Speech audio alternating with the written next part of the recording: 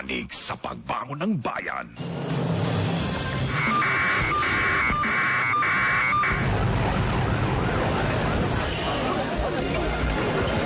Sa ulo ng mga nagbabagang balita.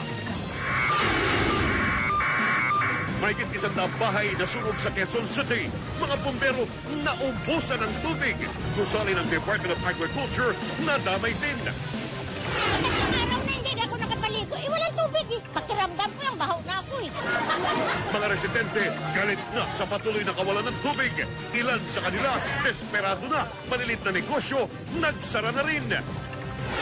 Krisis sa tubig, isinisi sa Napocor dahil sa sobra umunong pagpapalabas ng tubig sa Angat Dam. DOH, nagpabala sa mga sakit na pwedeng makuha dahil sa kakulangan ng supply ng tubig. Comelec, pinaboran si Mikey Arroyo na maging kinatawan ng mga security guards at driver. 2,000 tao namimiligrong matabunan at maanod sa Dingalan, Aurora sa pagdama ng susunod na bagyo. Ang live at eksklusibong report, tutukan. Pinalayang anak ng Comelec Commissioner, emosyonal sa pagkikita nila ng kanyang pamilya. Pagpapaayos ng mukha ni Charisse, umani ng sari-saring opinyon.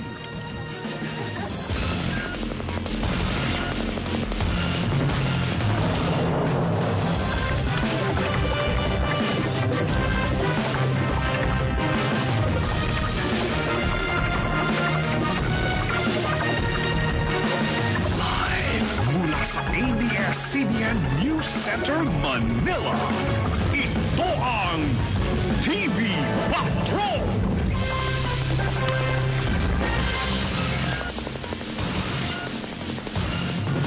Magandang gabi, Pilipinas! Kami ang mga patrol ng Pilipino. Nagbabalita at naglilingkod sa inyo saan man sa mundo. Nakatutok ang buong pwersa ng ABS-CBN sa mga pangunahing balita. Si Weng Hidalgo nasa malaking sunog sa Quezon City. Iulat naman ni Jenny Reyes ang mga nadamay sa sunog at ang lagay ng trapiko doon. Si Bernadette Sembrano kasama ang sagip kapamilya sa pagtulong sa mga nasunugan. Si Nico Pawa, binabantayan ang epekto ng nagdaang bagyo sa mga taga-Bataan. At si Ron Gagalak, nasa landslide sa Dingalan, Aurora. Natupok ang halos 150 bahay sa malaking sunog sa barangay Basra sa North Avenue, Quezon City. Sa laki ng sunog, kinapos na halos sa tubig ang mga nagresponding bumbero. Meron ding nakuyog na sa tangkang pagnanakaw. At live mula sa North Avenue sa Quezon City, nagpapatrol, Weng Hidalgo. Julius, halos 300 pamilya ang nawala ng bahay dito sa Sitio Palanas sa Basra, Quezon City. Inabot kasi ng 2 oras ang sunog, lalo pat nahirapan ng mga bumbero na maapula ang apoy dahil sa kakulangan sa tubig. Ito ang itsura ng Sitio Palanas sa North Avenue ng datna ng news team. Mabilis na nilalamon ng apoy ang tahanan ng mahigit 300 pamilya. Pati mga punong nakapaligid sa komunidad, nasunog din. Kanya-kanyang salba ng gamit ang mga residente habang nakikipaglaban sa apoy ang mga bumbero. Nasak nga po lang kami, May sumigaw na lang po na sunog. Bigla na lang po kami nagtakbuhan na lahat. Sa gitna ng tensyon, kinuyog ang lalaking ito na pinagbintangang magnanakaw.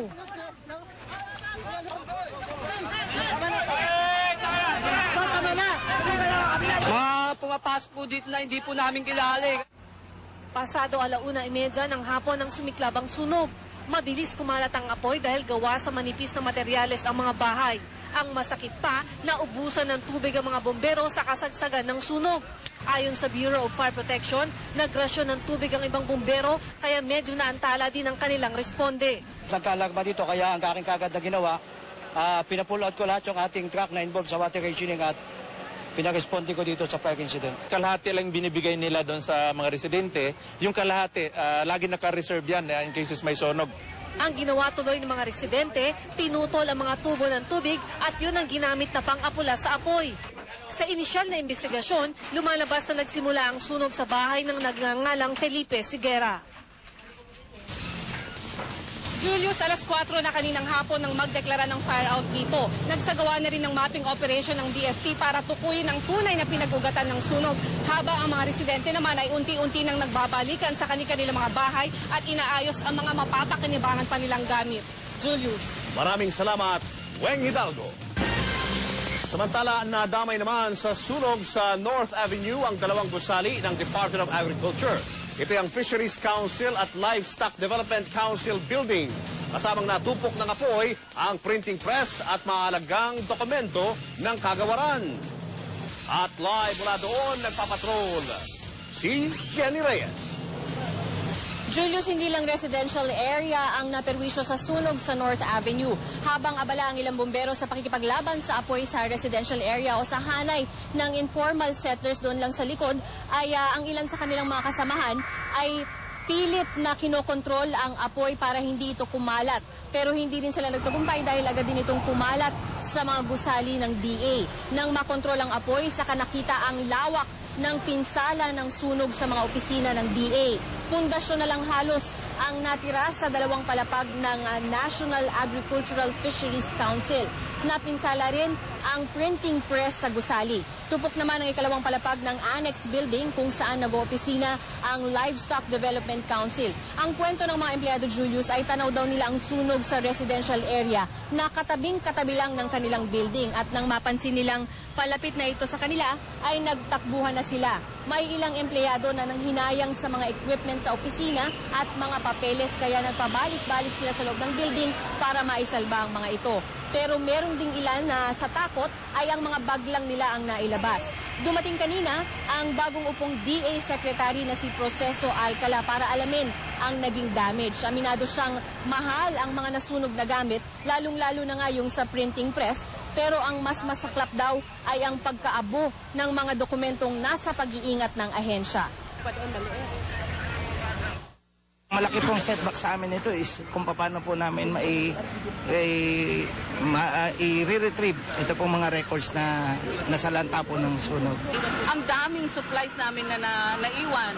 Lahat ng mga printing papers na kailangan namin, talagang naiwan lahat doon. At saka lahat ng mga ink.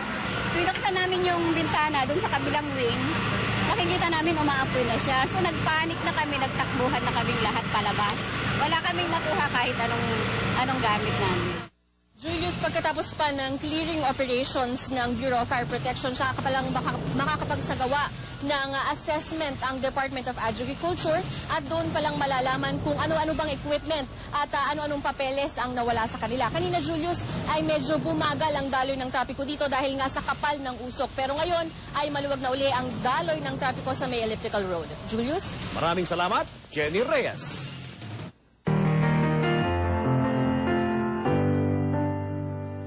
Matinding pinsalang iniwan ng sunog sa Barangay Basra sa Quezon City. Kaya agad umaksyon ng ABS-CBN Sagip Kapamilya para magbigay ng paunang tulong sa mga nasunugan. At live mula sa Quezon City, nagpapatrol Bernadette Sembrano. Bernadette.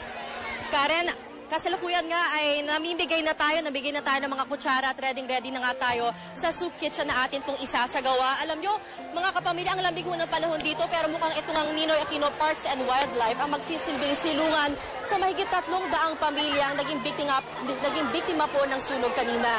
Nang abutan po natin sila, alam nyo, marami po sa kanila ang tulala at halos hindi nga ho makapaniwala sa kanilang sinapit, ano? Ayan, marami ho. Hawak-hawak, makikita nyo sa inyong mga video, yung mga appliances na kanila ho, mga nasagip.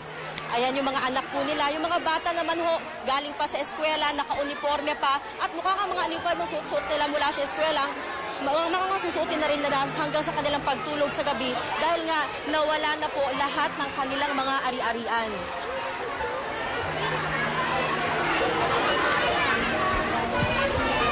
Nasunog na. Wala po ako naubutan. Pumunta na lang po kami dito kaagad.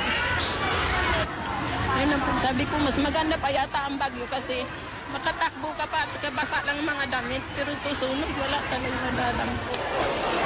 Sa ngayon po, mga kapamilya, kung napapansin ninyo, ay ito na ho, ayan na, namimigay na ho tayo ng mga pagkain. Sa kabilang banda naman po ay ang local government naman po ng Quezon City. Namimigay po sila ng mga banig, ng mga sapin po para ho tulugan naman ang ating mga kapamilya. Yun nga lamang po mga kapamilya, despite our efforts, parang kulang na kulang pa rin po ang ating naibibigay. Kailangan po ng mga biktima dito ang tubig. Alam natin na may shortage po sa tubig. Sa mga nais po magpahatid ng tulong, ay maaari po kayo makipag-ugnayan sa Sagip Kapamilya.